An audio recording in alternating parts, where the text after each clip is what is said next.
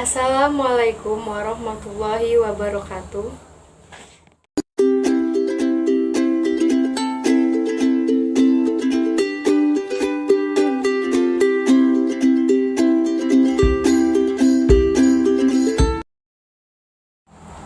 Baik, di video kali ini saya akan menjelaskan materi lagi, yaitu tentang stabilitas obat.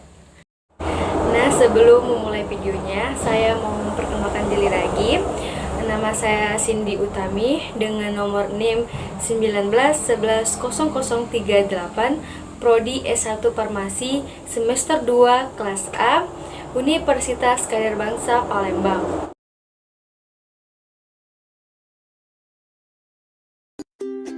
Stabilitas obat adalah kemampuan suatu produk obat untuk menjaga spesifikasi yang sudah dibuat untuk menjamin identitasnya, kualitas kekuatannya, dan kemurniannya.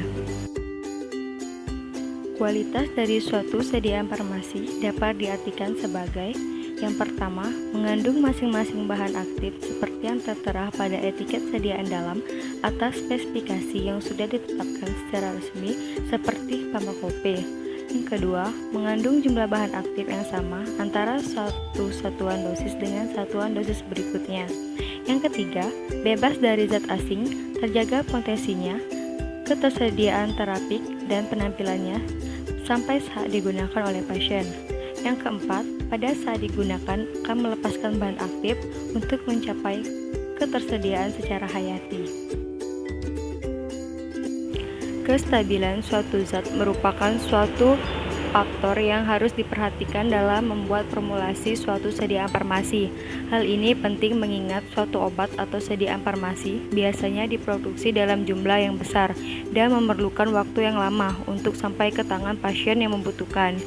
Untuk penyebab ketidakstabilan sediaan obat ada dua watak. Yang pertama adalah labilitas dari bahan obat dan bahan pembantu sendiri. Yang kedua dihasilkan dari bahan kimia dan kimia fisika. Untuk lainnya adalah faktor luar seperti suhu, kelembapan, udara, dan cahaya, menginduksi atau mempercepat reaksi yang berkurang nilainya.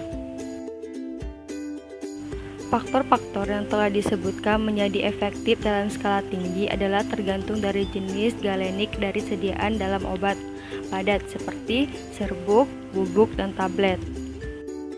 5 jenis stabilitas menurut Farmakope Indonesia edisi 4. 1. Stabilitas kimia, 2. Stabilitas fisika, 3. Stabilitas mikrobiologi, 4. Stabilitas terapi, 5. Stabilitas toksikologi. Yang pertama ada stabilitas kimia. Setiap zat aktif mempertahankan keutuhan kimiawi dan potensi yang tertera pada etiket dalam batas yang dinyatakan dalam spesifikasi. Yang kedua, stabilitas fisika.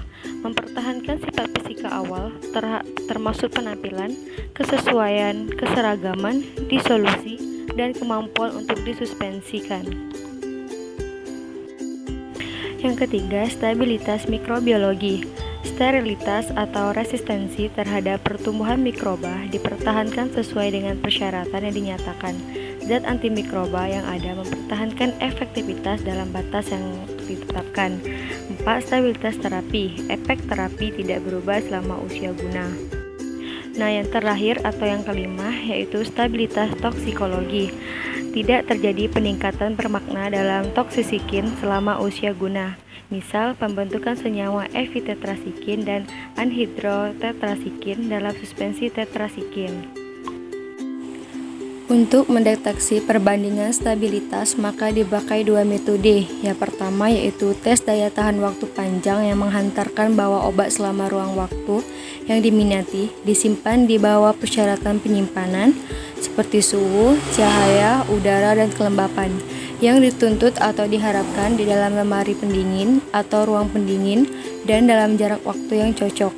Dan pada akhir percobaan dikontrol kandungan bahan obat atau nilai efektifnya, sifat mikrobiologis maupun sifat sensoris, dan keadaan galeniknya yang dapat dideteksi dengan metode fisika.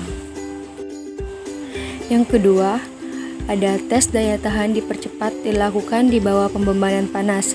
Dengan ini digunakan pembuatan peraturan kinetika reaksi Lagi pula, penguraian dipelajari pada suhu yang lebih tinggi daripada suhu ruang dan kemudian diekstrapolasikan pada suhu penyimpanan. Degradasi kimia konstituen dalam sebuah produk obat sering menyebabkan kerugian dalam potensi. Misalnya mikrolisis cincin beta-laktam hasil benzil penisilin dalam aktivitas antimikroba yang lebih rendah. Dalam contoh beberapa produk degradasi dari obat, mungkin degradasi beracun, suatu ekspien dapat menimbulkan masalah stabilitas fisik atau mikrobiologis.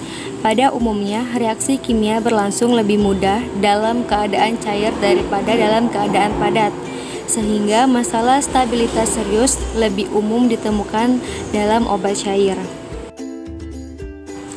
Stabilitas farmasi harus diketahui untuk memastikan bahwa pasien menerima dosis obat yang diresepkan dan bukan hasil ditemukan degradasi efek terapi aktif. Farmasi diproduksi bertanggung jawab untuk memastikan ia merupakan produk yang stabil yang dipasarkan dalam batas-batas tanggal kedaluarsa. Nah, adapun hal-hal yang penting yang diperhatikan dalam penentuan stabilitas suatu zat dengan cara kinetika kimia adalah yang pertama ada kecepatan reaksi, yang kedua ada faktor-faktor yang mempengaruhi kecepatan reaksi, yang ketiga ada tingkat reaksi dan cara penentuannya. Nah, di sini juga ada beberapa prinsip dan proses laju yang berkaitan yang dimaksudkan dalam rantai peristiwa. Ini ada yang pertama yaitu kestabilan dan tak tercakup proses laju umumnya adalah suatu yang menyebabkan ketidakaktifan obat melalui penguraian obat atau melalui hilangnya khasiat obat karena perubahan bentuk fisik dan kimia yang kurang diinginkan dari obat tersebut. Yang kedua yaitu ada disolusi. Di sini yang diperhatikan terutama kecepatan perubahannya obat dalam bentuk sediaan padat menjadi bentuk larutan molekular. Nah, yang ketiga ada proses absorpsi, distribusi, dan eliminasi. Beberapa proses berkaitan dengan laju absorpsi obat ke dalam tubuh, laju distribusi obat dalam tubuh, dan laju pengeluaran obat setelah proses distribusi dengan berbagai faktor seperti metabolisme, penyimpanan dalam organ tubuh lemak, dan melalui jalur-jalur pengelepasan. Nah, yang terakhir atau yang keempat itu ada kerja obat pada tingkat molekuler. Obat dapat dibuat dalam bentuk yang tepat dengan menganggap timbulnya respon dari obat merupakan suatu proses laju. Stabilitas obat terhadap hidrolisis, oksidasi, dan fotolisis, yaitu ada pertama temperatur. Semua produk obat disimpan pada temperatur yang sesuai untuk mencegah percepatan dekomposisi karena panas. 3 jenis temperatur yang disarankan untuk menyimpan obat yaitu temperatur ruangan, penyimpanan dingin, dan gudang penyimpanan yang didinginkan. Yang kedua yaitu cahaya. Material sensitif cahaya disimpan di dalam botol berwarna. Nah, yang ketiga adalah kelembapan. Material kemasan dipilih atau biasanya kaca dan plastik untuk mencegah terpaparnya produk obat terhadap kondisi lembab yang tinggi. Yang keempat itu oksigen. Kemasan yang tepat menjaga kandungan oksigen dari larutan dan menyisakan ruang yang sangat kecil di botol. Di atas produk obat merupakan metode untuk melawan oksidasi. Yang kelima, agen pangkelat. Agen pangkelat membentuk kompleks dengan ion logam berat dan mencegahnya dari dekomposisi, oksidatif, dan terkatalisis. Misal, turunan etilenadimen, tetracid dan acid, EDTA, dan garamnya, asam sitrat dan asam tetrat. Yang keenam itu adalah pelarut. Dengan menambahkan pelarut yang cocok, mungkin dapat menurunkan laju hidrolisis. Nah, ada juga pengemasan dan stabilitas. Yang pertama, wadah langsung atau kemasan primer, dan penutupan sangat penting dalam pengaruhnya terhadap stabilitas produk. Nah, yang kedua ada plastik. Permasalahan plastik adalah 1. Migrasi obat melalui plastik ke lingkungannya, 2. Transfer uap lembab di lingkungan, oksigen, dan elemen lainnya ke produk farmasi. Yang ketiga, tercucinya kandungan wadah ke obat. Yang keempat, absorpsi obat atau siphon oleh plastik. Nah, kemudian ada logam.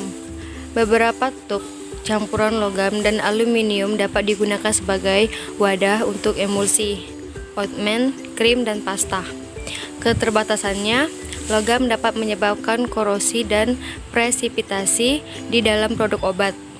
Cara mengatasinya, menyalut tub dengan polimer yang dapat mengurangi kecenderungan ini. Nah, yang terakhir ada karet. Karet juga mempunyai masalah tertariknya kandungan obat dan tercucinya kandungan wadah.